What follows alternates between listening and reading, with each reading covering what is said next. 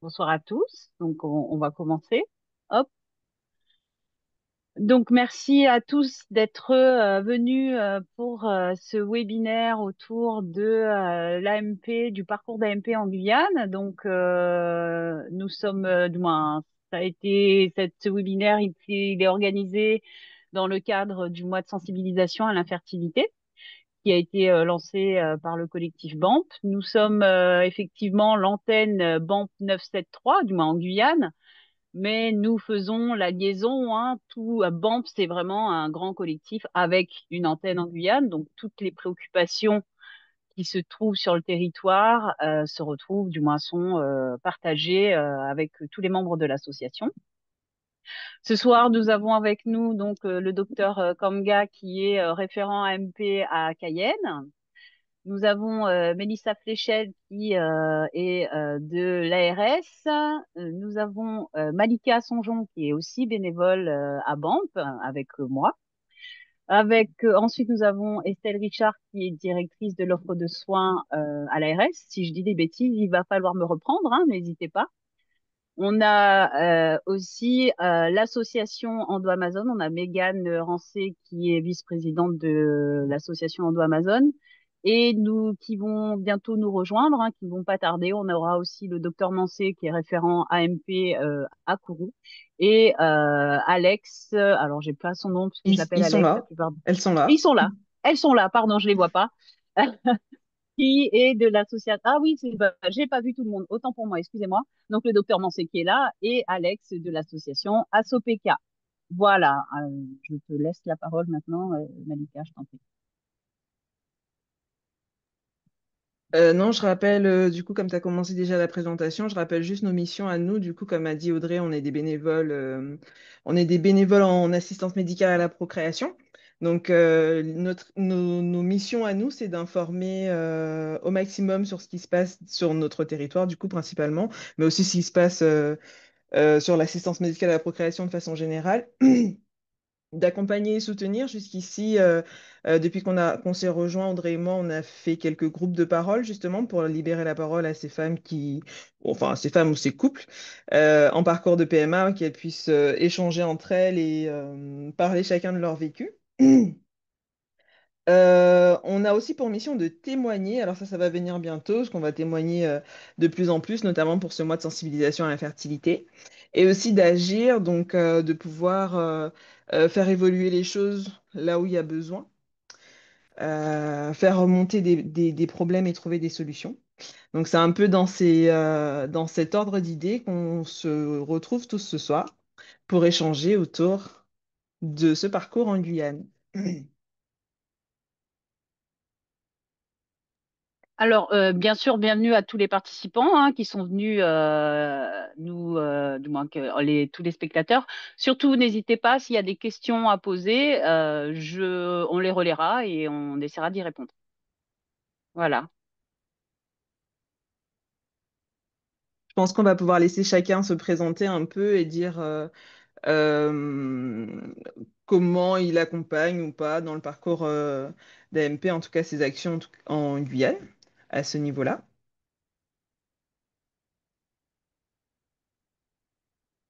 On peut commencer peut-être par les associations.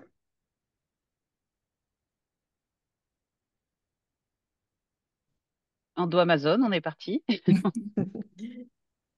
Effectivement, donc Mégane Rancé, vice-présidente de l'association Endo Amazon Guyane. Donc nous, effectivement, nous accompagnons les femmes et les femmes atteintes d'endométriose sur le territoire guyanais et orientant également, apportant un soutien à leurs proches. Et dans le cadre des problématiques que peuvent rencontrer les femmes atteintes d'endométriose ou d'adénomiose, l'infertilité en est une. Et il nous arrive de conseiller, d'accompagner des femmes qui sont en parcours d'AMP, qu'il s'agisse d'un véritable projet de maternité ou d'effectuer une préservation d'ovocytes Donc, l'association essaie depuis un an, plus d'un an déjà, de délivrer davantage d'informations sur ces éléments-là. Et donc, dans ce cadre, on travaille en étroite collaboration avec le collectif BAMP pour offrir la meilleure information possible à ces femmes qui se trouvent souvent esselées sur le parcours de soins en général et a fortiori sur cette partie prise en charge de l'infertilité. Merci.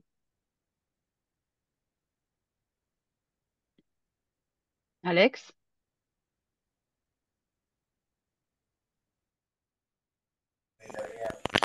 Oui, donc bonsoir tout le monde. Je suis Alex. Je suis la présidente de l'association SOPK Guyenne, donc engagée pour la prise en charge du syndrome des ovaires polykystiques sur le territoire. Nous accompagnons les femmes de manière générale déjà sur le diagnostic, puisque c'est une association qui est toute récente et que à peu près 10 000 femmes, en tout cas pour nous c'est sous-estimé, mais 10 000 femmes sont concernées, sont impactées sur le territoire et que 70% d'entre elles ne sont pas du tout diagnostiquées, ne font pas l'objet d'un suivi. Donc nous faisons un gros travail de prévention sur le diagnostic des patientes et sur le sujet enfin les deux sujets les plus importants pour nous, ce sont l'infertilité et le sujet de l'obésité. Sur le sujet de l'infertilité, notre choix, étant donné que nous avons déjà un grand travail sur la prévention sur l'obésité, sur le sujet de l'infertilité, nous avons pris la décision déjà d'intégrer. Alors mon son est mauvais, c'est ça? C'est bon? Oui, parce que j'ai eu un message de. C'est que ça crache un peu, mais on t'entend bien, t'inquiète. Ok, d'accord. Donc le parti pris est de rediriger en fait les patientes directement vers le collectif BAMP et nous avons un groupe de parole qui est assez large sur le territoire et nous demandons régulièrement en fait à BAMP d'intervenir dans le cadre d'ateliers ou de questions-réponses avec les personnes directement en fait concernées par le sujet. Donc et puis nous relayons aussi largement en fait vos informations et vos interventions de sorte à ce qu'il y ait un relais qui se fasse pour nous. Le but aujourd'hui, c'est parce que nous sommes vraiment concernés par et occupés par la prévention et le diagnostic de XOPK, c'est en fait de rediriger les patientes sur le sujet de l'infertilité vers BAMP qui fait très bien le boulot. Voilà notre positionnement. Voilà. Et en plus, on en apprend de vous. Voilà.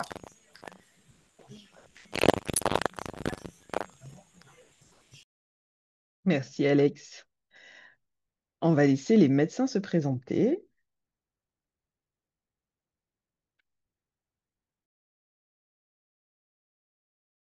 Je commence. Oui, honneur à la dame.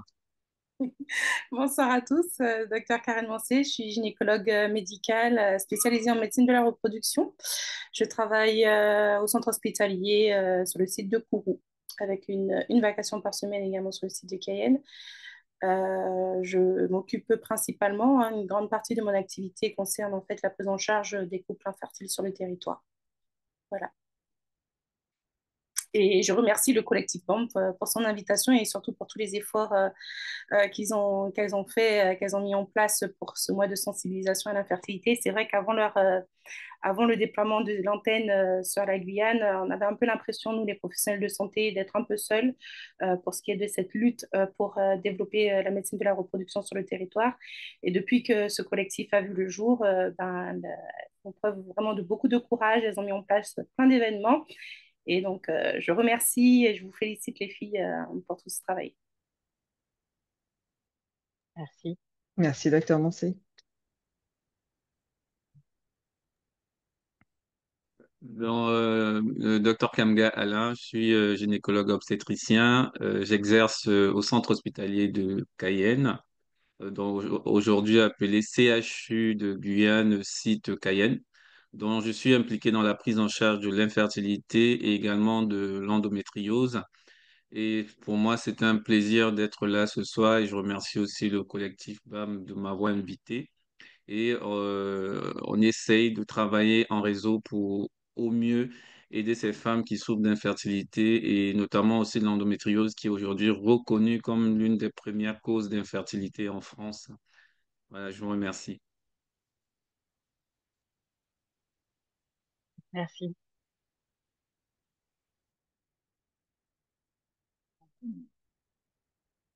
Madame Madame Fléchel, Flech... on va... Pardon, vas-y, Ah, Validé, vas-y. excuse-moi. Ben, il n'y a pas de J'allais dire souci. pareil, Madame Fléchel. Alors, Madame Fléchel, référente de filière de soins sur l'Agence régionale de santé depuis très peu de temps. Euh, ben, je remercie le collectif BAM hein, d'avoir happé mon envie de participer à ce webinaire et de m'avoir proposé de pouvoir parler des actions mises en place par l'ARS qui sont mises en place, qui vont être mises en place aussi par l'ARS voilà, sur le territoire pour pouvoir permettre à tous ces couples hein, en difficulté de pouvoir avoir une offre, on dira, de soins de qualité et bien structurée sur le territoire. Donc voilà. Merci. Et enfin, Madame Richard.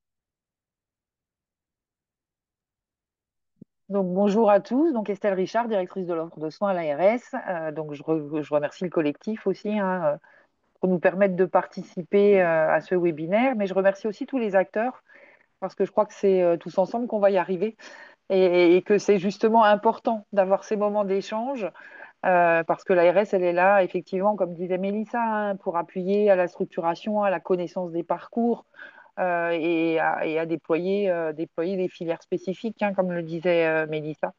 Donc, on est vraiment là pour vous aider, pour appuyer.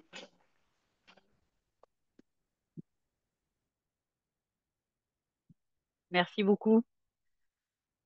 Ce que je peux proposer, c'est qu'on va peut-être essayer de reposer un petit peu ce parcours d'AMP, comment il se déroule en Guyane. C'est vrai qu'on a fait dernièrement différentes interventions. Hein. Samedi, on est passé à la radio à Fosot-Savé avec le docteur Mancé.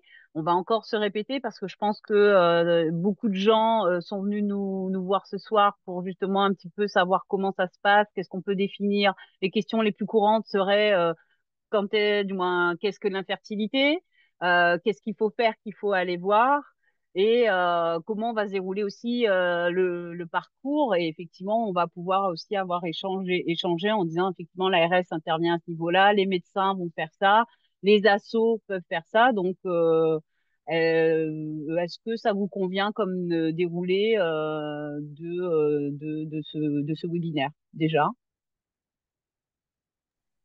Oui, tout à fait. Oui, très bien. Sinon, on laisse Docteur Écoutez, Kanga prendre la parole peut-être là-dessus, comme Docteur Mancel l'a déjà fait samedi. Oui, mais un peu surpris parce que c'est Docteur Mancé qui est la référente sur le plan territorial. Mais Comme vous préférez. non, moi, il n'y a aucun souci. Donc après, je peux m'exprimer un peu sur les différentes thématiques. Donc déjà, en termes d'infertilité, pour la définition, puisqu'aujourd'hui, on doit quand même intégrer des particularités, donc je reste figé sur le couple déjà on va dire, hétérosexuel qui, lorsqu'au bout d'1 an de rapport sexuel régulier, il y a des difficultés de conception, on considère bien que la femme a un âge inférieur à 35 ans. On parle d'infertilité, donc c'est plus une difficulté à obtenir une grossesse, une naissance vivante. Et lorsqu'on est pour la femme avec son âge, à partir de 35 ans, après 6 mois déjà, on peut parler déjà d'infertilité. Comment ça s'organise en pratique? Moi, je ne peux parler déjà que du centre hospitalier de Cayenne.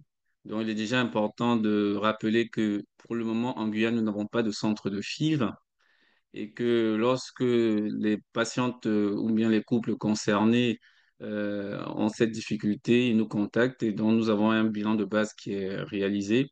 Et au terme de ce bilan de base, nous arrivons à identifier la problématique et essayer de proposer des solutions. Et il est important de rappeler qu'infertilité ne veut pas dire forcément FIV. FIV qui est la fécondation in vitro. Et donc, aujourd'hui, avec l'aide du docteur Karen Mancé et également d'autres confrères, on essaye bien que mal de structurer vraiment le parcours de soins des patientes pour éviter l'errance et la double peine. Déjà parce que vivre cette situation qui paraît plutôt naturelle pour tout le monde, n'est pas quelque chose de facile à gérer et dont on essaye de mettre en place. Donc, déjà, il y a un staff qu'on essaye de fédérer auprès de nos confrères où nous arrivons à discuter des dossiers sensibles, notamment en partenariat avec le centre hospitalier de Bichat, avec qui nous accompagne depuis 5 ans dans la prise en charge des patients, parce qu'il faut l'important de rappeler notre particularité guyanaise, c'est que lorsque des couples doivent partir, notamment sur la France hexagonale, c'est 8 heures de vol. Les centres ne sont pas toujours habitués à ces couples qui doivent parcourir 8 heures de temps pour des consultations. Et donc, avec cette équipe, on essaie au mieux justement de pouvoir réaliser, lorsqu'il y a une indication de FIV, toute la procédure sur un seul voyage jusqu'à la ponction d'ovocytes et justement transfert d'embryon s'il n'y a pas de contre-indication. Donc, déjà, ce que je peux dire sur le sujet, et je vais laisser la parole à Dr. Karen Mansé pour voilà, appuyer et préciser d'autres détails. Merci. Ben, je pense que ça s'organise un petit peu pareil sur tout le territoire, hein. On procède de la même façon, puisque du coup, le staff, dont on parlait de Dr Comga, c'est un staff qui est territorial. Ça se passe un petit peu pareil pour chez nous sur Kourou et également sur Saint-Laurent.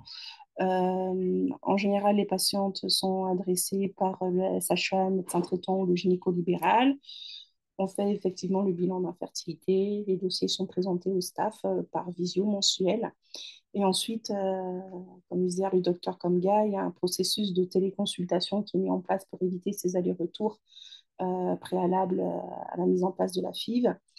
Et une fois que le protocole et qu'il y a une date a été fixée, ben, le couple va pouvoir partir pour la réalisation de l'acte sur le centre de Bichat, pour celles qui partent sur Bichat, via l'évacuation sanitaire. Voilà. Voilà, je ne vais pas rajouter grand-chose de plus, c'est le même processus qu'on fait un peu sur les trois sites. On essaye on a monté cette filière justement pour essayer de formaliser le parcours et que tout le monde fasse un petit peu pareil et qu'il n'y ait pas de différence de prise en charge selon si on consulte à Cayenne, à Saint-Laurent ou à Kourou, que ce soit bien formalisé entre les trois sites.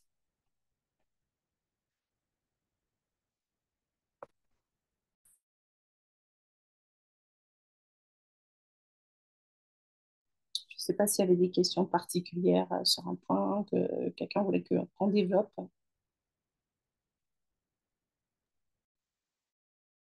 Non, c'était déjà pas mal bien, c'était déjà bien expliqué sur effectivement c'est quoi le parcours en Guyane. Euh, je voulais juste du coup profiter pour faire un point sur au final l'aspect administratif de ces départs. Tant qu'on a la RS avec nous pour bien comprendre un peu ce que ça oblige un peu le départ, le fait de ne pas avoir de centre ici. Donc ça oblige les patientes, comme on disait, à faire 8 heures de vol, mais aussi à bloquer au minimum 3 semaines, on disait, pour un parcours, quand il s'agit d'une FIV, en tout cas en métropole. Et il y a tout le côté administratif qui se rajoute un peu à la charge du départ, puisqu'il faut envoyer suffisamment tôt pour avoir les VASAN, pour avoir les billets pris en compte pour les VASAN.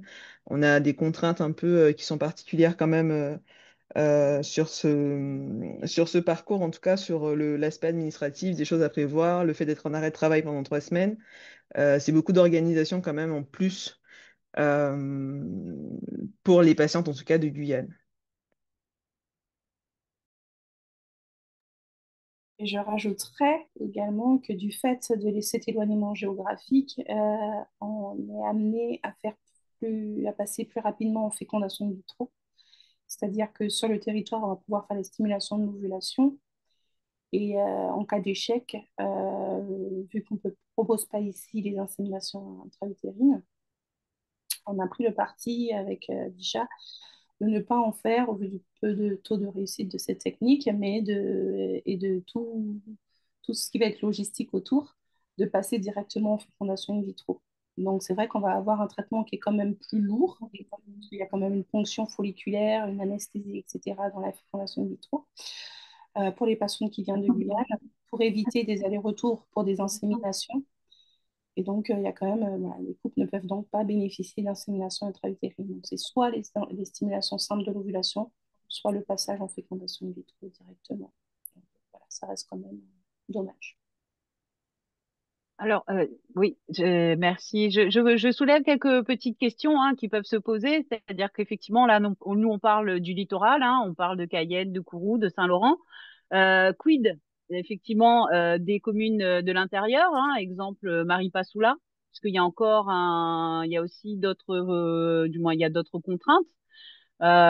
Comment cette prise en charge est prise à ce niveau-là? Parce on a des patientes, nous, Ah oui. qui se révèlent hein, de ce côté-là. Alors, si vous Donc, imaginez que c'est une galère pour les patientes du littoral, vous n'avez pas idée de ce qui se passe pour les patientes des centres de santé, des CDPS. Alors, ça s'organise toujours sous la forme de staff mensuel hein, que je fais avec du coup la gynécologue qui est en charge des centres, le docteur Nadia Thomas, et la sage-femme également coordinatrice, Madame Kassinger. Et donc, ça s'organise sous forme de staff mensuel où elle présente les dossiers et donc, il y a chaque CDPS qui se connecte.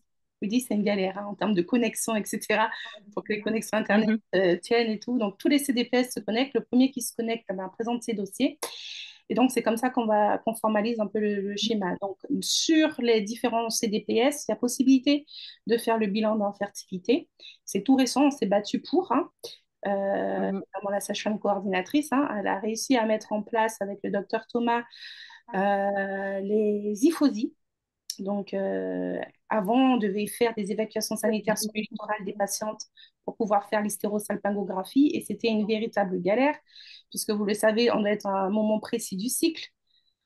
Et donc, c'était extrêmement compliqué. Il y avait des fois des patientes qui étaient vassanées, mais finalement, elles avaient eu leurs règles ou elles n'avaient pas eu leurs règles, ou voilà, etc. Et donc, c'était une galère pour récupérer les résultats aussi, puisque les radiologues ne jouaient pas le jeu.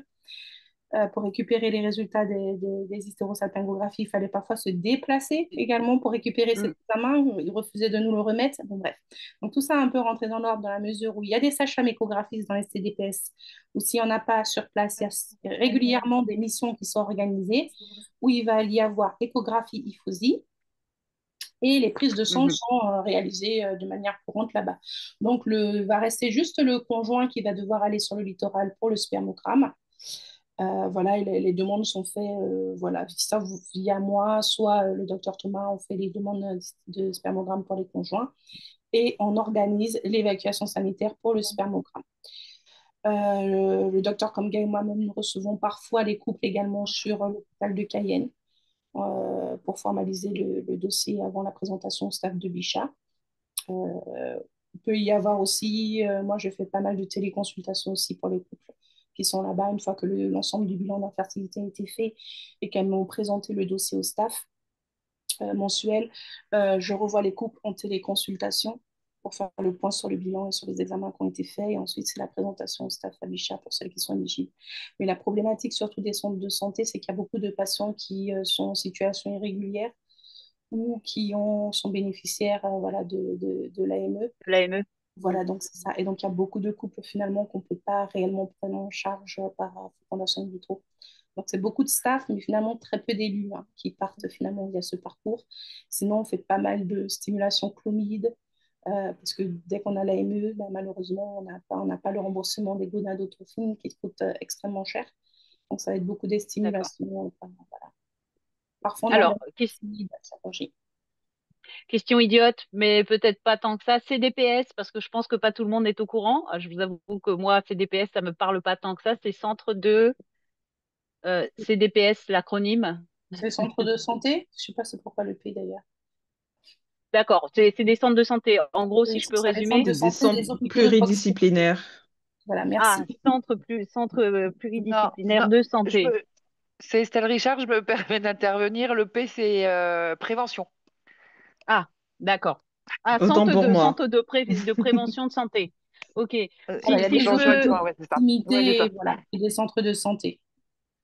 Si je peux résumer, donc en fin de compte, une personne qui se retrouve dans un soins et de prévention. Ouais, on va y arriver. Mais au moins, tout le monde est au courant maintenant, c'est vrai. Mais c'est-à-dire que quand on se retrouve en commune isolée, on va vers le centre, on se rapproche du centre de santé et de prévention, du moins de prévention et de santé le plus proche. Et à partir de là, il y a, on va dire quelque part un référent, effectivement. Vous avez parlé du docteur de Nadia Thomas, qui, elle, sûrement bouge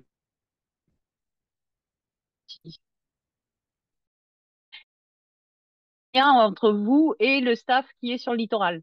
Je C'est résume, je ça. fais des gros résumés, on C'est est bien ça, c'est d'accord. ça. C'est-à-dire que sur chaque centre, il y a des sages-femmes qui vont du coup prescrire le bilan, le premier bilan. Il va y avoir des missions où Mhm. ces patients vont rentrer dans la boucle avec l'IFOSI, puisque ce n'est pas une technique qui est faite tous les jours. Et une fois que tout ça est fait, il y a un staff conjoint avec du coup le docteur Thomas et moi-même, où elle me présente, elle m'adresse les dossiers qui sont éligibles pour une fécondation in vitro. D'accord.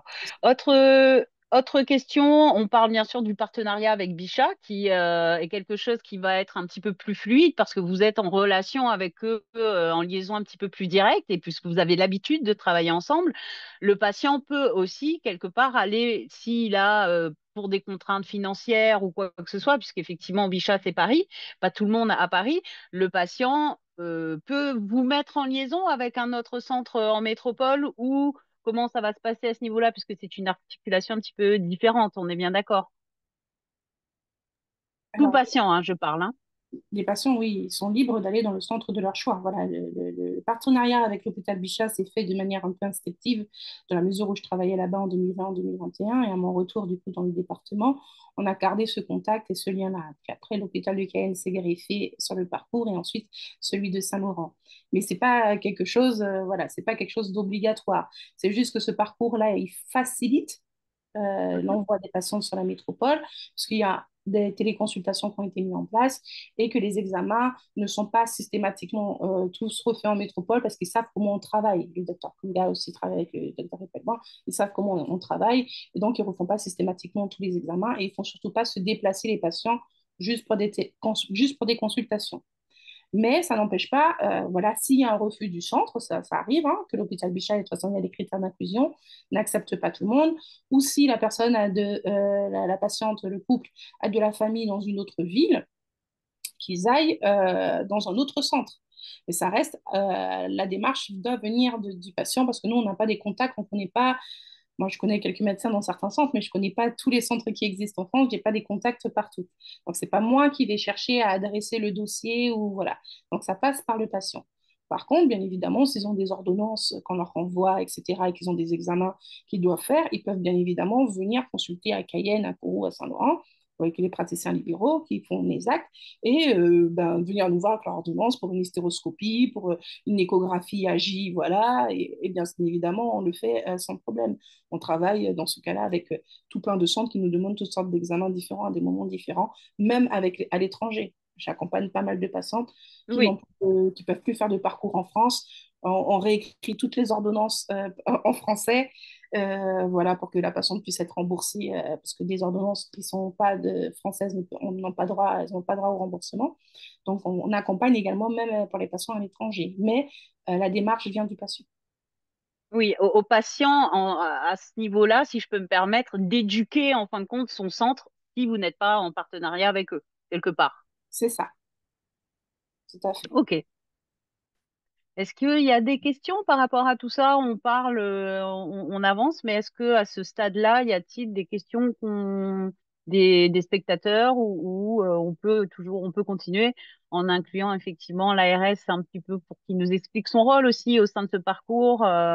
Il y a Euh, une question d'ailleurs sur le chat, pardon, sur la reprise des spermogrammes, du coup. Qu'en est-il aujourd'hui des spermogrammes, demande Valérie Lanton. Alors, le laboratoire n'est pas présent avec nous, et je vais me c'est faire son vrai. porte-parole, hein, mais j'espère ne pas me faire lyncher. Du coup, le spermogramme, donc, comme on le sait tous, c'est des problèmes de spermogramme depuis plusieurs années sur le territoire. Et il y a eu un tour de rôle, finalement, qu'un seul laboratoire à chaque fois qui a présenté, qui a réalisé cet examen. Anciennement, c'était le laboratoire Carage à Kourou, qui a été repris par le laboratoire Eurofin et qui, après nos sollicitations, maintenant réalisent un spermogramme qu'on peut dire de qualité, puisqu'ils ont envoyé leurs biologistes, leurs techniciens se faire former, et qui réalisent également le TMS, qui est le test de migration survie. C'est la petite analyse qui est nécessaire pour choisir la technique de FIV. Et donc, ils ont commencé les spermogrammes en 2024. Ils ont repris au mois de mars 2024, après une période d'arrêt entre la passation entre Karaj et Kourou. Et malheureusement, au mois de janvier 2025, un des biologistes qui réalisait cet examen a quitté le département. Voilà, n'est plus sur le territoire et ne fait plus le spermogramme.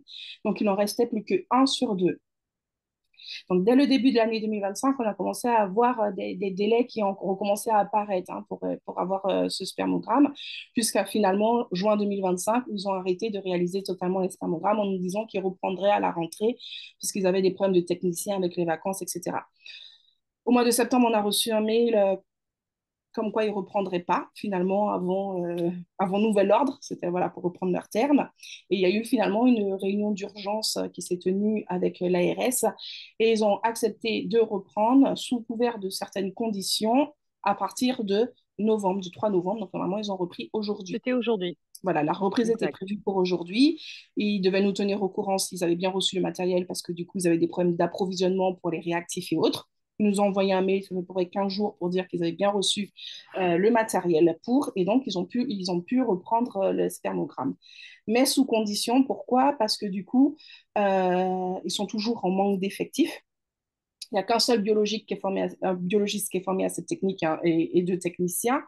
Et c'est un examen qui est extrêmement long. Il faut environ 4 heures. Ça mobilise à peu près 4 heures le technicien sur la paillasse.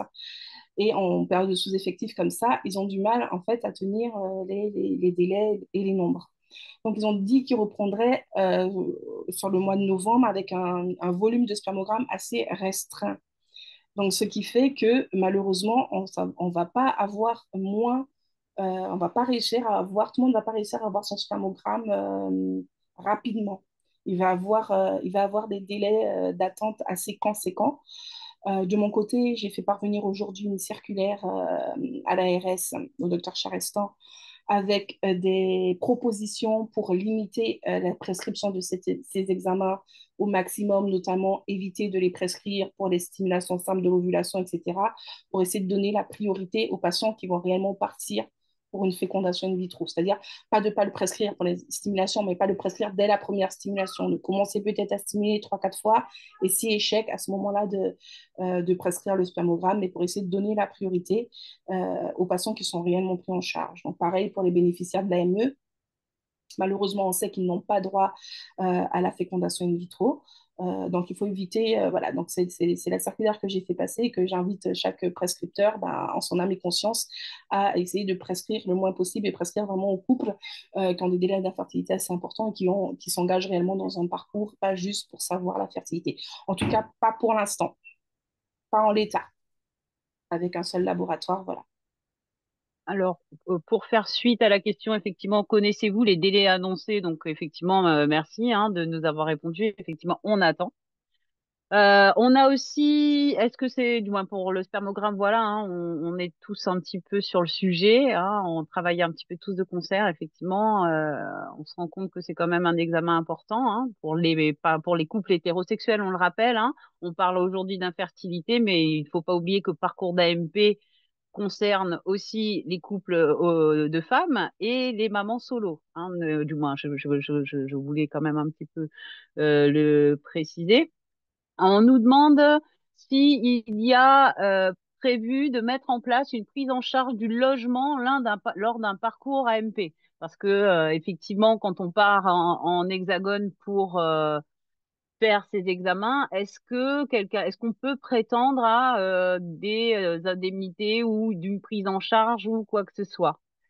Euh, alors, il existe, si je peux me permettre de répondre, je sais qu'il existe des maisons hospitalières qu'il faut contacter qui ont leurs avantages ou pas, mais jusqu'à présent, nous, on n'a pas réussi à trouver de pistes pour ça. Je ne sais pas qui pourrait nous répondre.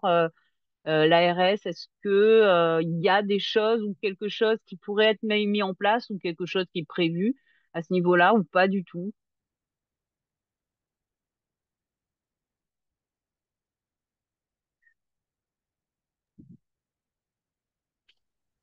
Alors, sur les prises en charge d'hébergement, c'est toujours très compliqué et c'est une de nos difficultés, hein, très clairement, quel que soit le parcours. Il existe de l'hébergement temporaire non médicalisé, mais uniquement pour, pour limiter les hospitalisations, je vais dire ça comme ça. C'est de l'hébergement pour des personnes qui ne seraient pas hospitalisées, mais qui iraient faire des séances de soins, par exemple. Moi, j'en ai connaissance, enfin, plus dans les séances de chimio, par exemple. Quelqu'un qui pourrait aller faire sa séance de chimio, sortir le soir, être dans un hébergement autre. Mais ça, c'est pareil, en hexagone, ça a une durée limitée et c'est pris en charge par la CGSS. Mais c'est vrai que sur les parcours, enfin, sur les hébergements, c'est une vraie problématique, hein, très clairement. Alors, on est en train de travailler ça, on va dire, notamment dans le cadre du parcours de cancéro. Mais après, voilà, à voir ce qu'on arrive à développer, à voir comment on peut faire L'étendre plus un petit peu. voilà, faire plus que ce qu'on va pouvoir faire, quoi, hein. Mais c'est vrai que c'est une problématique très clairement, quoi. Mm. C'est clair, mais effectivement, oui, ça reste une problématique de beaucoup de patients et il faut l'admettre, ça reste aussi un frein Ah ben c'est sûr. Mm, à la poursuite du projet mm, parce que mm, on n'a pas tous des amis, une famille ou la possibilité, sachant que des locations, ne serait-ce que sur Paris, ça peut aller jusqu'à 2 000 euros. On n'a mm, pas, ça augmente quand même cette inégalité hein, dans le parcours et c'est vrai que c'est une réalité hein, pour le parcours mm. guyanais. Il y a Oui, quelqu'un non, mais qui, on est qui en pro- d'accord, on est d'accord, hein. Ouais, ouais. Donc, on est dessus, on peut dire ça, on va essayer de se tenir au courant, parce que ça Vaste reste quand sujet, même, ouais. oui, je me doute bien, mais ça reste quand même Mm, quelque chose, ça reste une préoccupation première de beaucoup de patients, nous, au sein du collectif, hein. mm, Quand on accueille la parole des patients, c'est quand même quelque chose qui nous revient souvent et on peut essayer d'aller trouver des moyens à droite à gauche. Comme je disais, il y a les maisons hospitalières et comme vous parliez mm, aussi des hébergements temporaires, ça reste une solution euh, sur laquelle on n'est pas encore vraiment appuyé. Donc, mm, ça reste une grosse préoccupation pour les patients dans ce parcours d'AMP. mm. On me pose d'ailleurs, bah, j'en profite pour rebondir. Ah, docteur Mancé, Oui, je Légane, voulais tu juste voulais dire que parler? nous, on avait demandé en 2019-2020, on avait monté un projet avec l'article 51. On avait demandé un financement particulier dans le cadre de l'article 51 et ça n'avait pas été accordé. Et l'hébergement faisait partie de la prise en charge. Ok. D'accord. Eh bien, quelque chose à creuser. L'article 51, je ne le connaissais pas. Eh bien, je vais regarder. Et justement, quelqu'un nous parle, parce qu'effectivement, on parle de l'Hexagone. Pourquoi ne pas travailler un parcours avec la Guadeloupe qui est plus proche et faciliterait la prise en charge? Puisqu'effectivement, ça reste plus près. Alors, on travaille également avec la Guadeloupe et les Antilles et la Martinique et les Antilles de manière générale, hein. Je sais que par exemple, le docteur Fagla, qui est à Cayenne, sur le site de Cayenne, il envoie, vu qu'il avait travaillé en Guadeloupe, il envoie beaucoup ses patients voir le docteur Morinière, hein, qui est la responsable du centre de PMA de Guadeloupe. Je suis moi-même aussi en contact avec elle. Et quand moi je reçois les patients, je dis qu'on travaille beaucoup avec Bichat, mais qu'il y a possibilité d'aller soit en Martinique, soit en Guadeloupe ou n'importe quel autre centre. Et donc, du coup, pareil, pour la Martinique, ça s'organise pareil. Ce sont des staffs qui ne sont pas mensuels, mais qui sont des staffs hebdomadaires avec les médecins biologistes et gynécologues du centre de PMA de là-bas. C'est la clinique Saint-Paul, hein, laboratoire Eurofin. Et effectivement, j'ai déjà adressé des patients qui souhaitaient être pris en charge sur la Martinique. Et les autres médecins qui sont dans la filière, j'aurais communiqué les informations pour participer au staff si et ils ont des patients qui font la demande de ce centre-là. Voilà.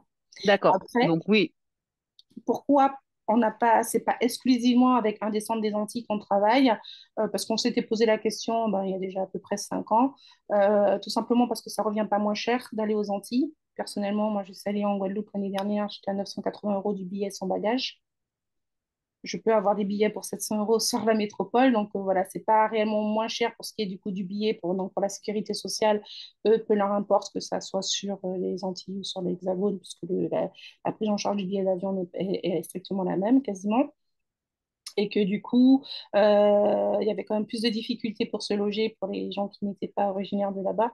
Et notamment également pour les transports. les transports en commun sont un peu moins développés. Donc, pour se rendre là-bas, ça faisait le coût de la location de voitures supplémentaire. Donc, voilà. Mais c'est tout à fait possible d'aller sur les Antilles. Et les personnes qui en font la demande, ils y vont. Et je suis en contact avec les médecins de là-bas. Je fais les monitorages pour les personnes qui sont suivies là-bas sans souci. Réponse claire. Mégane, pardon, tu voulais intervenir.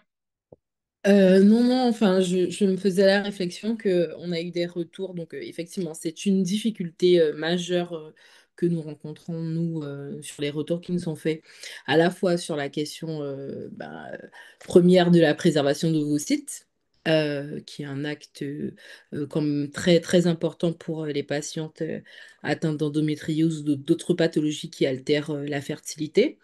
Donc, beaucoup de patients nous font ce retour-là sur les coûts de la prise en charge. Certaines ont coutume de dire que les parcours AMP sont réservés aux riches. C'est un luxe que les riches peuvent s'offrir.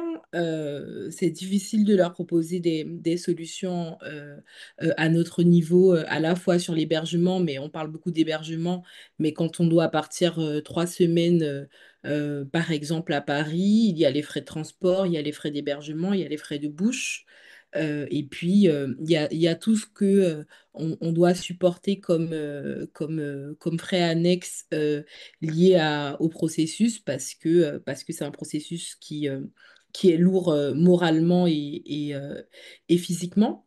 Ça, c'est la première chose. Et enfin, quelque chose que je voudrais dire en complément, c'est que fortuitement, on a pu découvrir que certaines mutuelles, donc peut-être que ces informations peut servir à certains, mais certaines mutuelles sur dossier, après examen d'une assistante sociale, proposent de prendre en charge le remboursement d'une partie de l'hébergement et des frais à l'occasion, exposés à l'occasion du déplacement.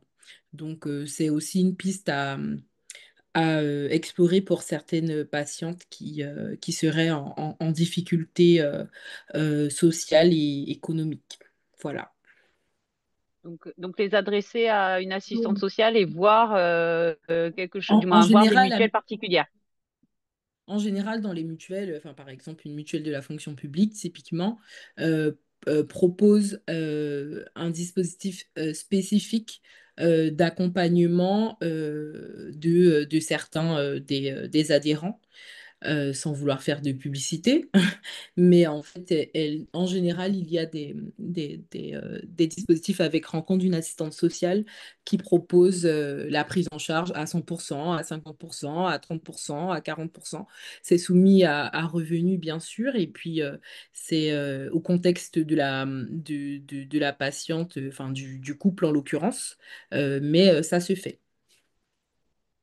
Ok, ben, c'est intéressant parce qu'effectivement, il y a des fois, on manque ce webinaire est fait pour ça, hein, pour justement dispatcher ces heures. Merci beaucoup, Mégane, de ton intervention. Euh, je- on, on met des moyens entre l'acceptation du dossier et le début effectif du parcours. C'est vrai que c'est une grande question parce que si on peut se permettre déjà, on a des prises, du moins, je vais reparler.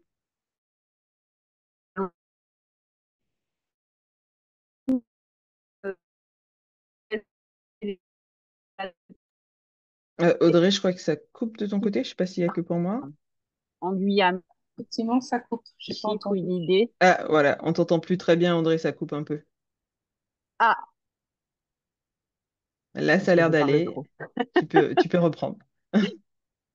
J'ai eu, j'ai eu un blanc, pardon, c'est parce que je parle trop peut-être. Quel est les moyens entre l'acceptation du dossier et le début effectif du parcours? Question simple. Tu veux répondre, Alain? Donc, moi, je vais pas. Désolé, c'est Internet. Voilà. Donc, pour moi, je vais juste partager plutôt mon expérience personnelle. C'est-à-dire qu'en termes de délai, la vraie problématique, c'est l'obtention du bilan.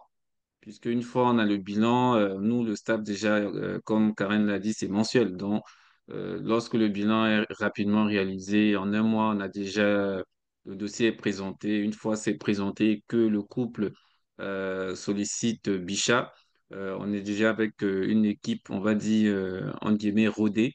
Donc, je pense que je peux te dire, sans, voilà, sans abus, que lorsque les bilans sont réalisés rapidement, dans un délai de 2, maximum 3 mois, on est à la phase de prise en charge effective en FIV, hein.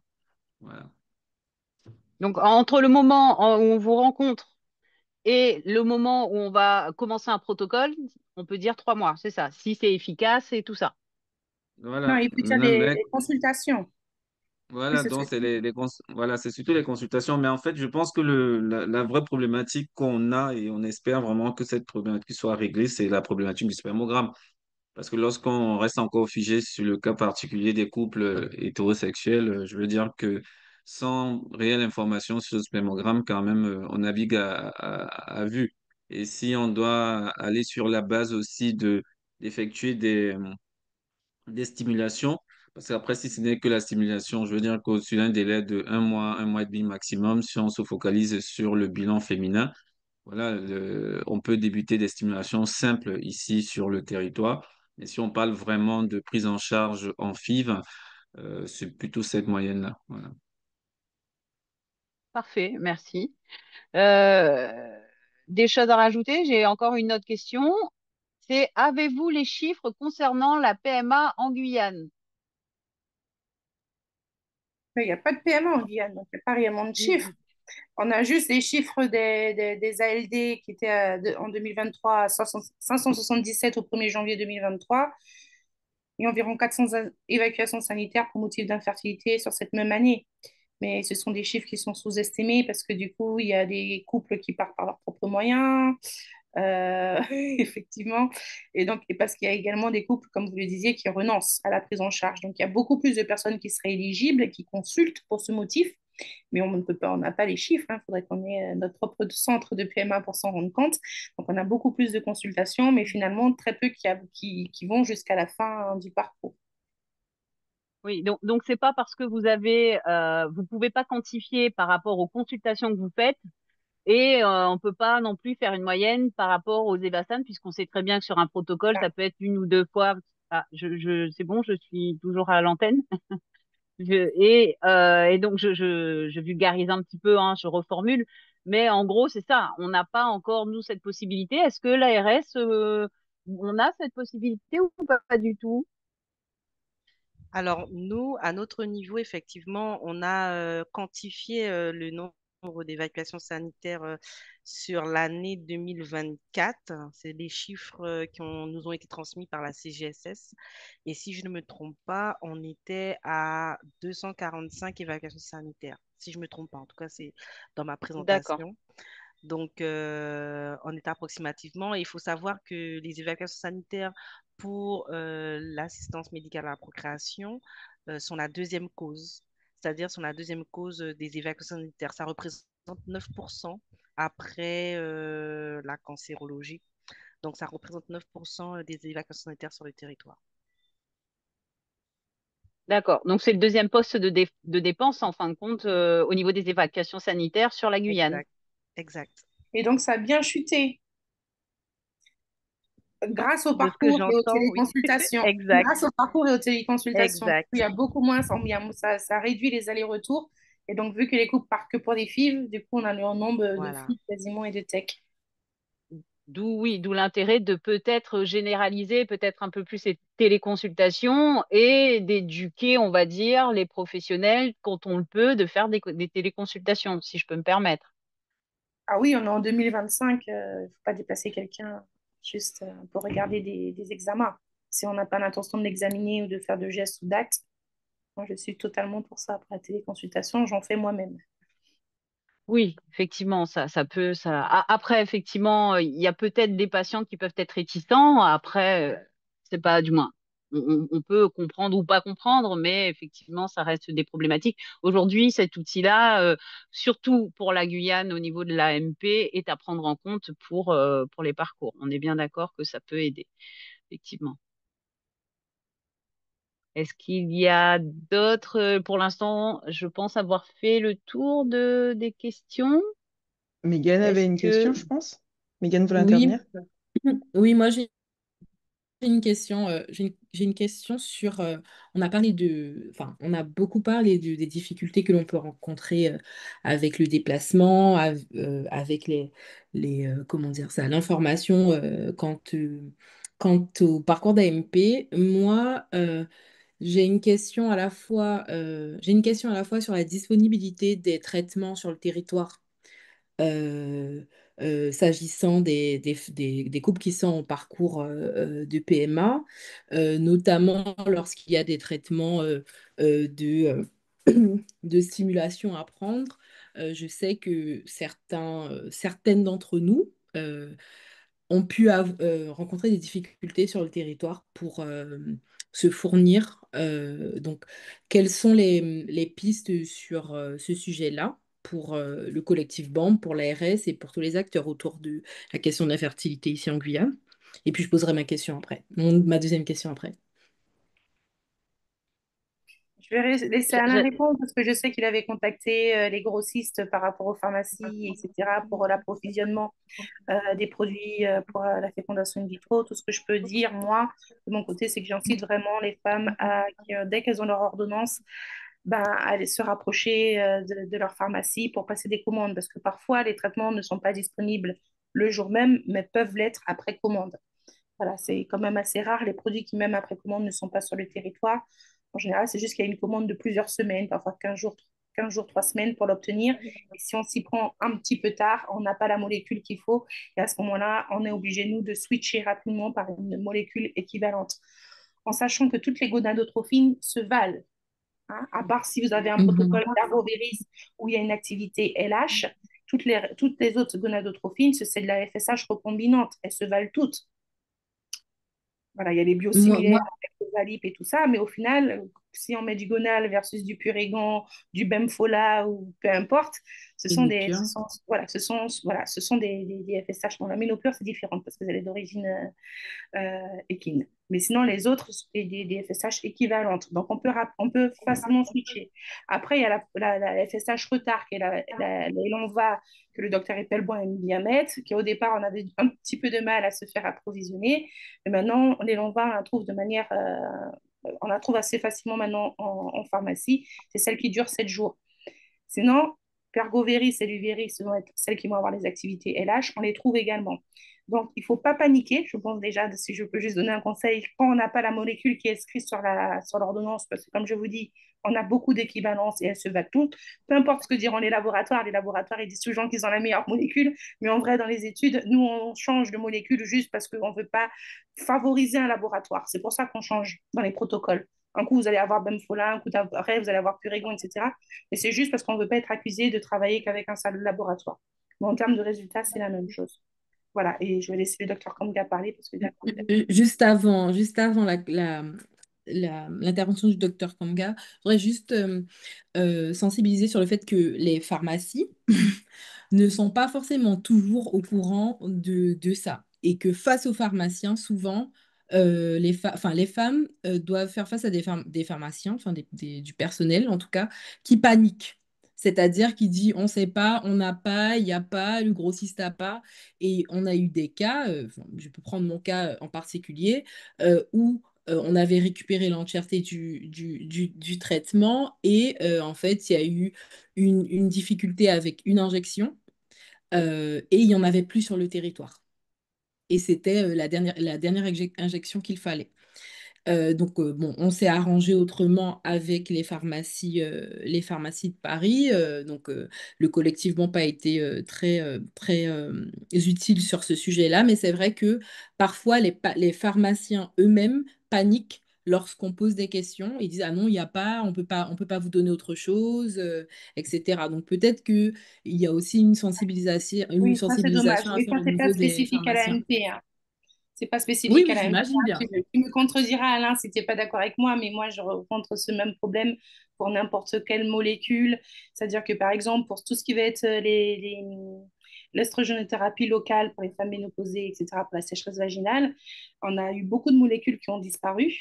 Et donc, on en prescrit, il y a de fortes chances qu'elle soit plus sur le marché. Ou voilà. Et moi, j'ai des patientes, on me les renvoie systématiquement pour me dire, ben, il n'y a plus, il n'y a plus, il n'y a plus, il n'y a plus, alors que c'est quand même le job du pharmacien de switcher Ah oui. normalement. Ça fait partie de leurs compétences. Ce sont des docteurs en pharmacie, ils ont un doctorat. Ils doivent pouvoir switcher pour une autre molécule équivalente, mais c'est vrai qu'ils ne le font pas. Parce que des fois, vous tombez sur des préparateurs en pharmacie ou un pharmacien qui est un peu frileux. Normalement, ça fait partie de leur fiche métier de switcher pour une autre molécule équivalente. Alors, dans ce cas-là, ça sera toujours la même chose que je vais vous redire, c'est anticiper. Oui, Parce que bah, si vous savez en amont que la molécule, on ne la trouve pas et que le pharmacien ne veut pas switcher parce qu'il ne sait pas, bah, vous pouvez toujours consulter un gynéco qui vous prescrira du coup une autre molécule équivalente, quoi. Et je sais que ce n'est pas l'idéal et je sais que le docteur Kamga avait fait un travail avec les grossistes pour essayer de s'approvisionner au maximum de molécules. À la suite de Dr Karen Mancé, c'est vraiment d'encourager le maximum de patientes à anticiper. Parce que c'est la vraie problématique, parce que certes, j'ai approché des grossistes et ils sont disposés, mais ils ont toujours besoin de chiffres. Ils ont besoin du stock qu'ils peuvent avoir. Et prendre cet engagement veut dire aussi qu'il faut que ce stock soit utilisé. Parce que rappelons quand même que les FSH, les gonadotrophines en fonction du labo, c'est quand même des coûts assez importants. Et lorsque les molécules ne sont pas utilisées, voilà, ça rentre dans des dispositifs sur le plan des pertes et bénéfices des pharmaciens que je ne maîtrise pas bien, mais je pense que ce n'est pas forcément en leur faveur. Et donc, je pense qu'aussi, ça relève la vraie problématique qui est il faut qu'il y ait un centre de FIV sur le territoire.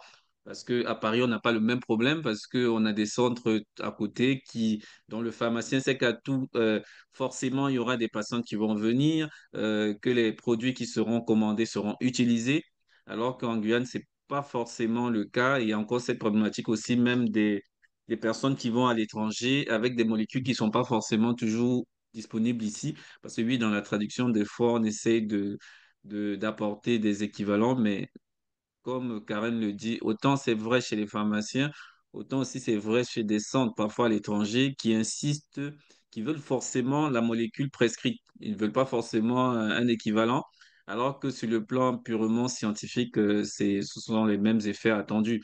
Mais tout ça majore le stress chez la patiente et aussi il y a beaucoup de pharmaciens qui ne veulent pas forcément se mouiller parce que des fois, lorsqu'il y a et ça rentre, je pense, ça c'est plutôt de la pratique, ou des fois où il y a des difficultés ou des échecs, il y a parfois des discours qui sont tenus qui donnent peut-être l'impression que c'est parce qu'on a changé de molécule ou bien on n'a pas donné la bonne molécule.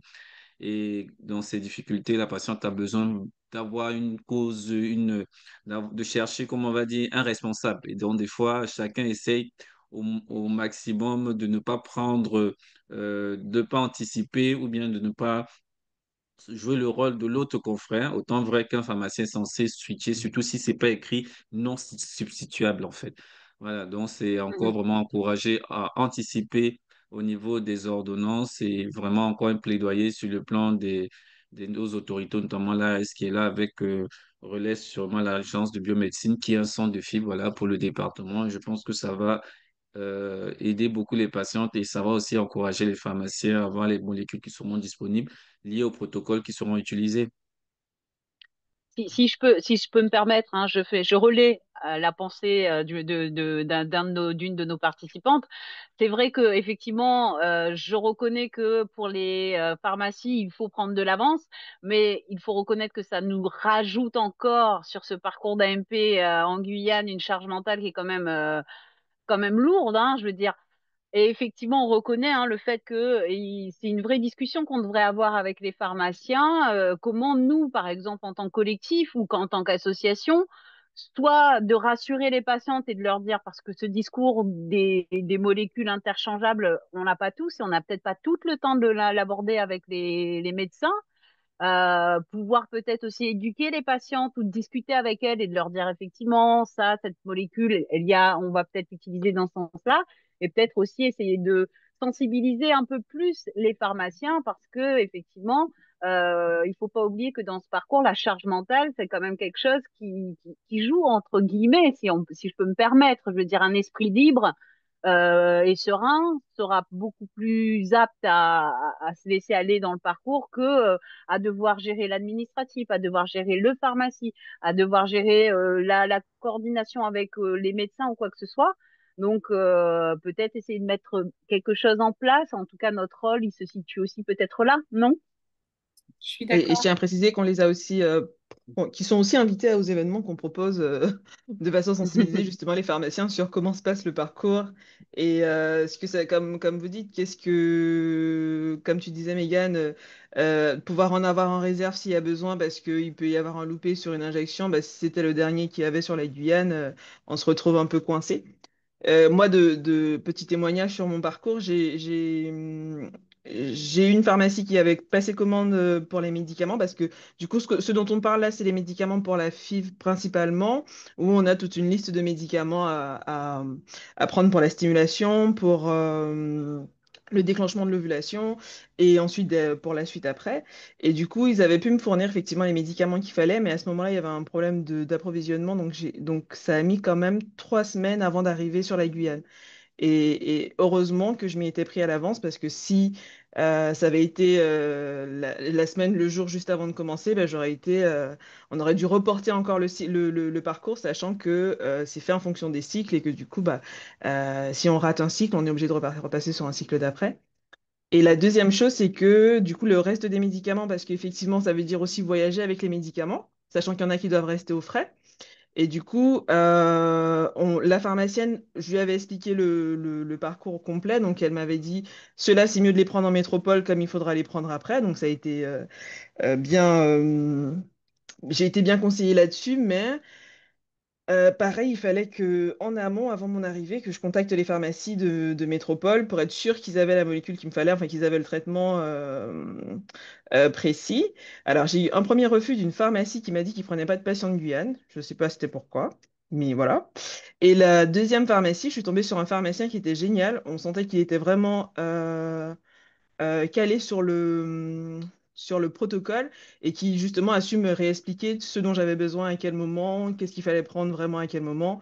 Et ça, c'était vraiment génial d'avoir quelqu'un de formé là-dessus et qui pouvait vraiment conseiller à ce niveau-là. Donc c'est ce qui manque, je pense, effectivement ici, parce que les pharmaciens sont pas toujours sensibilisés là-dessus, donc ça fera partie effectivement de nos missions. Oui, je suis assez d'accord. Mais je voulais juste dire qu'on a quand même on a quand même la chance dans le parcours de PMA de pas être réellement dans l'urgence pour ce qui est de la FIV. Et normalement, quand même, on reçoit les ordonnances suffisamment en amont pour pouvoir anticiper. Parce que j'entends bien qu'il y aura un travail à faire. Et le docteur Kamga l'a bien souligné, ce sont des produits qui coûtent extrêmement cher. 300, 400 € le stylo. Et donc, effectivement, je pense qu'on aura énormément de mal à convaincre les pharmaciens d'en mettre en plus au risque de perdre le stock, en fait, tout simplement. Donc, il va falloir malgré tout anticiper, même si je comprends bien que ça rajoute à la charge mentale. Mais c'est vrai que si c'est anticipé, 15 jours, 3 semaines, comme je vous disais, en général, ils peuvent commander toutes les molécules. Mais il y a ce délai. Mais normalement, on a les ordonnances suffisamment à l'avance pour pouvoir faire face à ce délai. Parce que je ne pense pas clairement que les pharmacies puissent commander et prendre le risque de perdre leur stock. Nous, ce que j'avais fait sur Kourou, puisque c'est une plus petite ville, j'avais fait passer des commandes sur une seule pharmacie. Et du coup, j'envoyais systématiquement toutes les patientes que moi je voyais, comme j'ai quand même une grosse file active, sur cette pharmacie-là.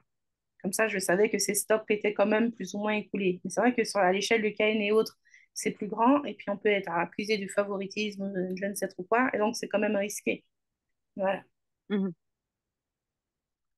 Alors, des pistes, alors j'entends qu'il faut anticiper, hein, c'est normal et je comprends. C'est vrai que les ordonnances sont données assez vite. On parle bien sûr, nous, des fois, du côté patient, parce qu'on essaye aussi de rassurer la patiente dans son parcours. Et je sais que vous le faites aussi, hein.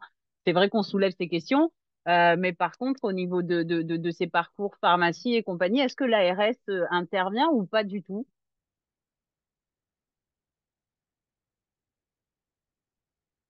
Madame Fléchel ou Madame Richard? Est-ce que ça reste est-ce que c'est dans vos domaines de compétences ou il y a, Alors, nous, entre guillemets, on intervient surtout s'il y a des ruptures de stock, enfin des choses comme ça. Mais là, à vous écouter, je me dis, on a peut-être quelque chose à jouer avec les grossistes surtout. Donc ça, il faut voir parce que concrètement, faut qu'on leur pose la question en fait, je pense, parce qu'effectivement, il y a une file active qui est existante, qui est là. Il faudrait qu'on ait l'évaluation globalement, mais ils doivent l'avoir, eux, hein, des produits, pour voir s'il est possible d'améliorer ça. Mais il faut qu'on leur pose la question. Comme ça, je ne peux pas vous répondre, entre guillemets, parce que c'est des molécules particulières. Moi, j'avoue que je les connais moins bien. Donc, je n'oserais pas donner une Bien réponse. sûr. Voilà, mais en tout cas, c'est quelque chose qu'on Et peut pour faire, leur poser la ajouter question, à tout à ce que fait. dit Madame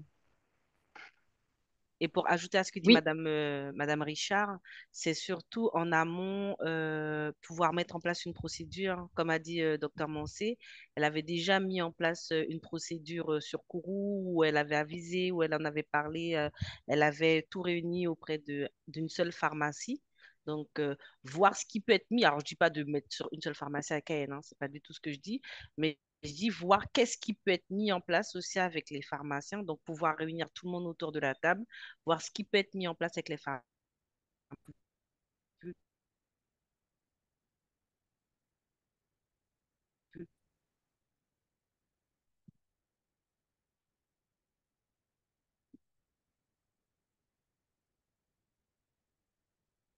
parfait.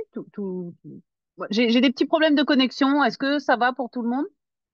Non, on n'a pas entendu ce que Madame Fléchel a dit sur la fin. C'était ça. Madame Fléchel, ça a été coupé. Est-ce que vous pourriez reprendre? Merci.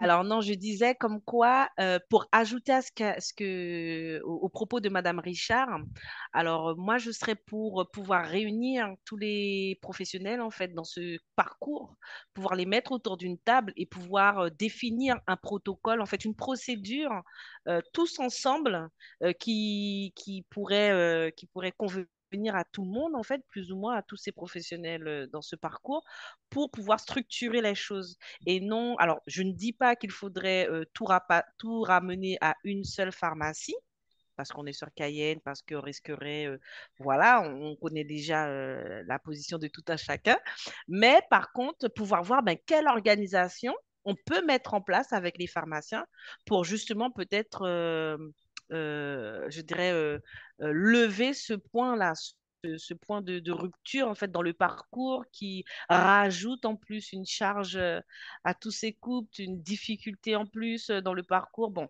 c'est voir un petit peu ensemble comment est-ce qu'on peut pallier à cette difficulté. Si je comprends bien, il y a un petit rendez-vous qui peut s'annoncer. Ah oui, mais totalement, hein. Alors, nous pourrons, alors si vous voulez, on peut essayer de s'organiser. On enverra les mails et on peut très bien imaginer aussi une réunion avec tous les acteurs autour de la table, effectivement, pour justement, peut-être, comme vous le dites, baliser, structurer un petit peu mieux aussi chaque point qu'on a Ça, pu soulever ça hein, ce sera fait. soir pendant ce webinaire. Ça sera fait. Avec, avec plaisir. Je pense que, alors, ça fait 1 heure, c'est pas, alors, on peut continuer, bien sûr, mais c'est vrai que chacun, il est 8 heures. Je voulais juste pouvoir soulever 2 dernières choses. S'il y avait des questions, une question qui est là, que je n'ai pas pu poser, c'est quelles sont les causes récurrentes de refus en AMP? Alors, c'est peut-être moi j'ai un problème de connexion, non? Non, non, on vous entend très bien. Les causes de D'accord, donc, refus, oui, euh, les causes de refus. je dirais la principale cause, en dehors des causes légales, hein, c'est-à-dire l'âge, au-delà de l'âge légal de prise en charge, au-delà des considérations de sécurité sociale, les causes médicales de refus, là, je dirais la première cause, en fait, c'est la réserve ovarienne insuffisante. Parce que du coup, il faut comprendre que pour réaliser une fécondation in vitro, il va falloir avoir des conditions techniques pour le faire qui soient réunies. Et ça sous-entend d'avoir une réserve ovarienne suffisante. Parce que tout au cours du parcours, tout au cours de la procédure de fécondation in vitro, il va y avoir de la perte, tout simplement. C'est-à-dire que le nombre de follicules qu'on va avoir à l'échographie, ce ne sera pas le nombre de follicules, ce ne sera pas le nombre d'ovules qu'on va ponctionner, il y aura déjà de la perte. Sur ces ovules ponctionnés, il va y avoir un certain nombre qui seront immatures, donc il va nous rester encore moins d'ovules. Sur les ovules matures qu'on va mettre en fécondation, il va y avoir un petit nombre, 40%, qui vont être fécondés, à peu près en moyenne. Sur ces ovules fécondés, il va y avoir encore moins qui vont aboutir, qui vont survivre à la culture prolongée jusqu'au stade blastocyste. Ça veut dire que chez une femme d'à peu près 30 ans, sur une dizaine de follicules vus à l'échographie, on va se retrouver environ avec en moyenne à peu près 3 embryons, 3 blastocytes. Sur une femme plus âgée, on en aura moins sur cette même réserve ovarienne. Et à prendre en compte également, c'est que ces embryons-là, en fin de parcours, une fois qu'on les a eus, plus on va augmenter en âge, plus ces embryons vont être aneuploïdes, c'est-à-dire qu'ils ne vont pas avoir le bon nombre de chromosomes pour se développer et pour aboutir à une grossesse. Chez les femmes de 40 ans, on est à plus de 70% d'embryons qui sont aneuploïdes. Donc, si on sait qu'à la fin, on va se retrouver avec un ou deux embryons dont 70% ne se développeront pas, effectivement, les centres refusent. Et donc, pour ça, on a des critères, en fait, des ABAC, de critères d'âge, de FSH, etc., de réserve ovarienne qui nous permettent de savoir pour une patiente de tel âge, avec une réserve ovarienne de temps, on a tant de chances à peu près d'avoir une grossesse en fécondation in vitro. Donc, ça va être la première cause de refus pour moi en FIV. Ensuite, en termes de report, on peut demander de perdre du poids. J'en parle parce qu'on a beaucoup, quand même, on a beaucoup ici en Guyane en situation de surpoids ou d'obésité. Et ils ont un peu moins ces problématiques-là sur la métropole.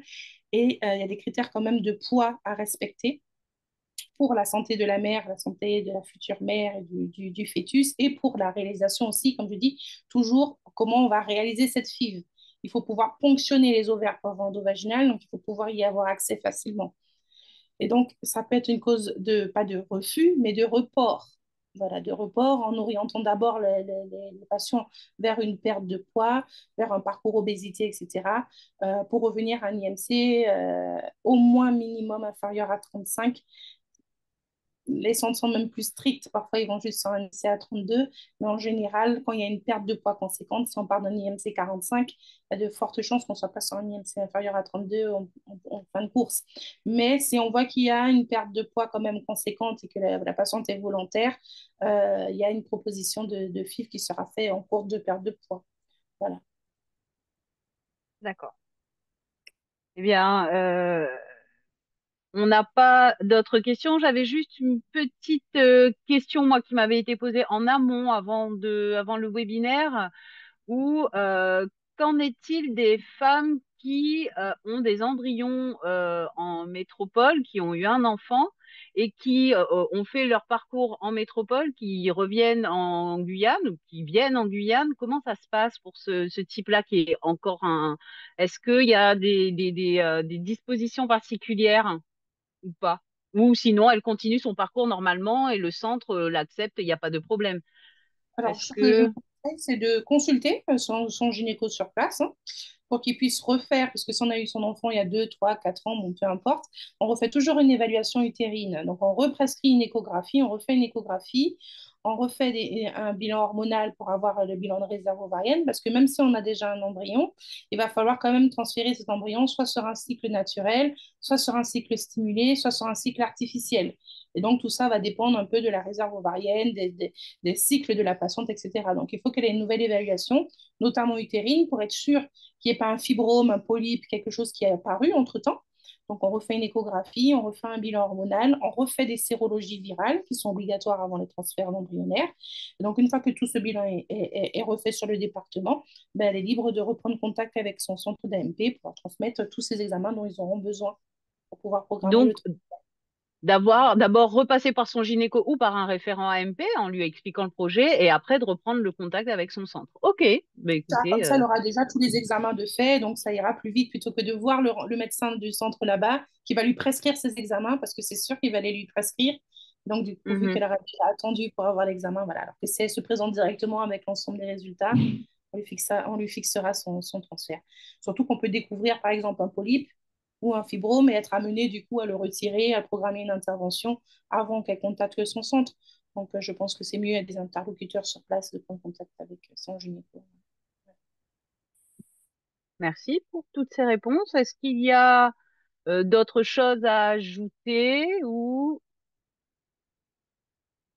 alors on a au vu de la charge mentale, quid de là? Effectivement, grande question et on va peut-être clôturer sur ça et après on pourra peut-être organiser d'autres débats là-dessus. C'est effectivement la prise en charge psy. Où est-ce qu'on en est? C'est vrai que c'est quelque chose qui doit manquer, qui manque beaucoup sur beaucoup de parcours, même si certains centres d'AMP l'intègrent, hein. Et c'est vrai que bon, il est un peu tard. C'est un grand débat, je me doute bien, mais est-ce qu'on pourrait juste l'aborder? Et effectivement, moi, je proposerais peut-être un autre webinaire sur justement cet aspect de notre prise en charge d'AMP. La prise en charge psy, oui, effectivement. Ben, elle doit être systématiquement proposée. Elle l'est déjà de manière peut-être plus interactive, proposée dans les parcours avec don, la prise en charge Mhm. avec le psychologue. Et sinon, c'est vrai qu'on devrait la proposer pour tout le monde qui entame ce parcours, qui peut avoir besoin d'une aide, notamment on a très peu de temps, il y a tellement de notions qui sont abordées au cours des consultations. C'est vrai qu'on n'a pas forcément, nous, en tant que gynécologue, le temps d'aborder la question des émotions, du ressenti, du vécu, du parcours. Et donc, on doit orienter vers les psychologues. Alors, il y a des psychologues hospitaliers qui on peut adresser nos patients ou les patients peuvent prendre contact avec les psychologues libéraux. On n'a pas encore réellement désigné de psychologue spécifique au parcours. On a des psychologues qui travaillent beaucoup avec tout ce qui est la question de la maternité de manière générale, les Mhm. femmes enceintes avec les pertes fétales, etc. Et donc, c'est une piste de les mettre dans la boucle pour travailler également avec les problématiques d'infertilité. Les viser un peu plus, c'est-à-dire créer peut-être un annuaire de professionnels qu'on va consulter plus facilement, qui sont plus sensibilisés à l'AMP, puisque ça reste quand même un domaine un peu quand même particulier, hein, soyons d'accord. Voilà, c'est ça. C'est pour ça que je disais que les psychologues qui prennent déjà en charge les problématiques de deuil périnatal, etc., sont déjà peut-être plus sensibilisés à ce parcours. C'est une piste. Merci.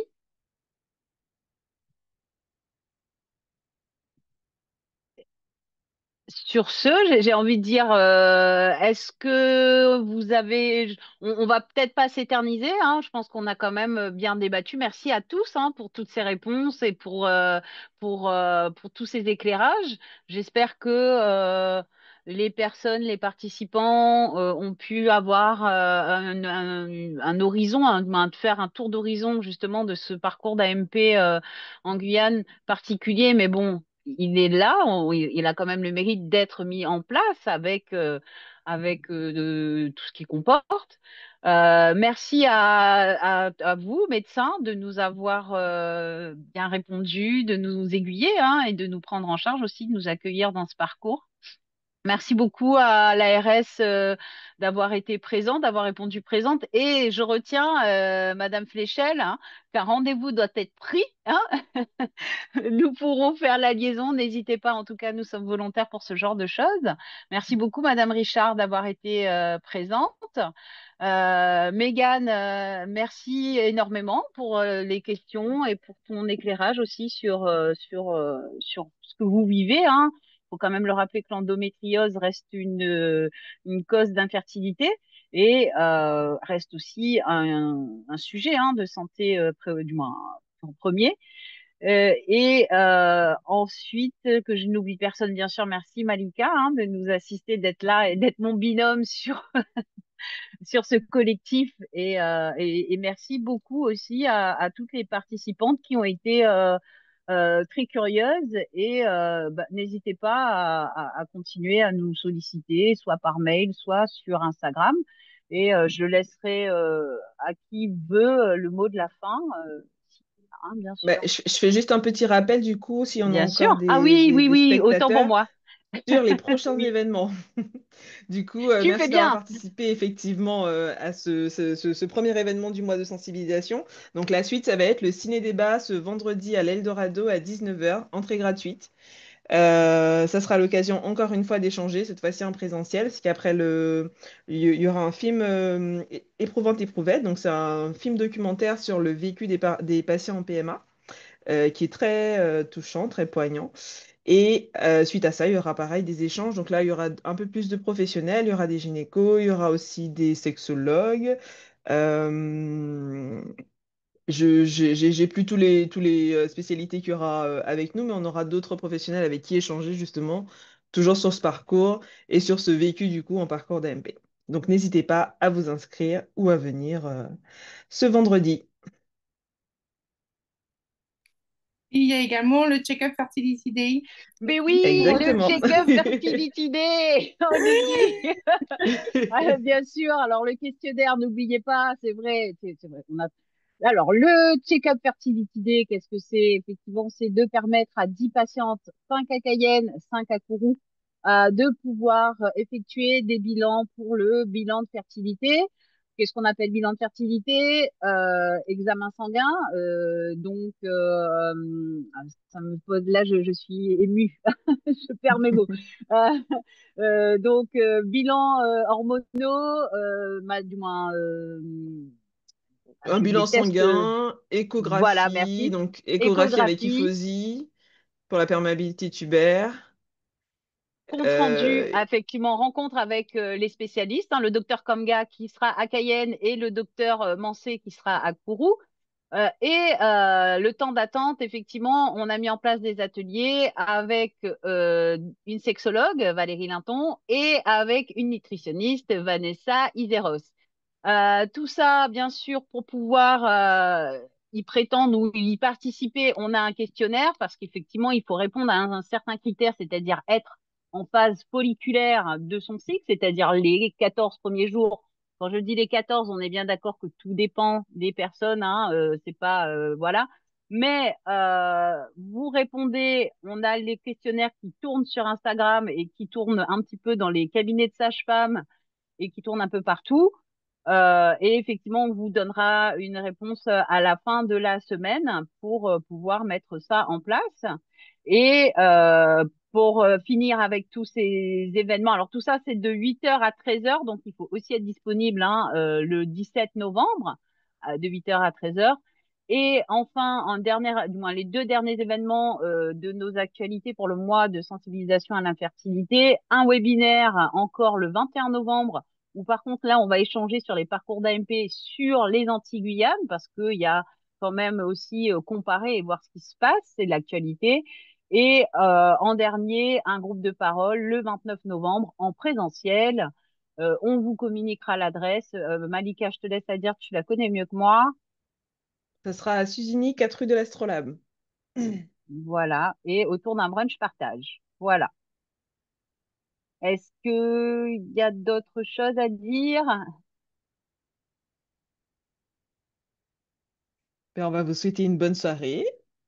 Merci encore énormément pour vos engagements, votre participation et de pouvoir de permettre qu'en fin de compte, on puisse enfin parler d'infertilité et du parcours d'AMP en Guyane. Et c'est très, très important pour nous. Merci énormément encore pour vos participations. Merci Audrey. Merci à vous. Et merci à Bonne vous. Bonne soirée. soirée. Merci, Merci à à vous, bientôt. bonne soirée. Merci beaucoup.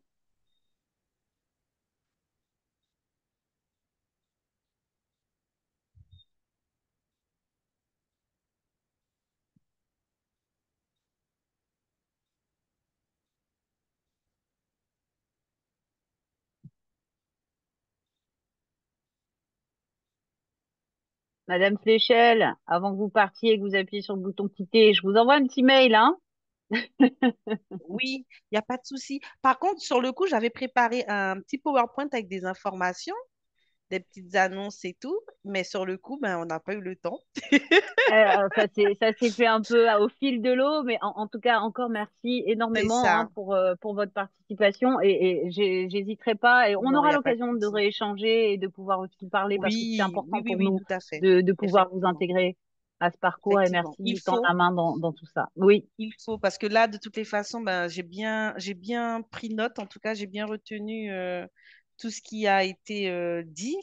Et effectivement, ben, il y aura un petit groupe de travail hein, sur la structuration et puis l'animation du parcours de la filière. Hein. On va, Dr Mancé, Dr Kamga, donc vous, le collectif BAM, avec un représentant des usagers, si l'UAPS pharmacien, le laboratoire Eurofine, donc l'ARS, nous, psychologues, assistante sociale et sécurité sociale aussi à mettre autour de la table pour pouvoir voir ben, comment on va oui, oui, structurer tout ce parcours, qu'est-ce qui peut être mis en place, qu'est-ce qui va être mis en place aussi.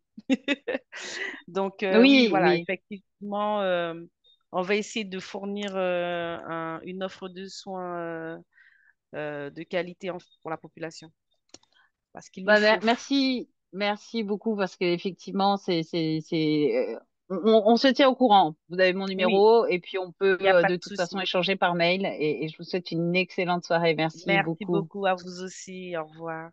Au revoir.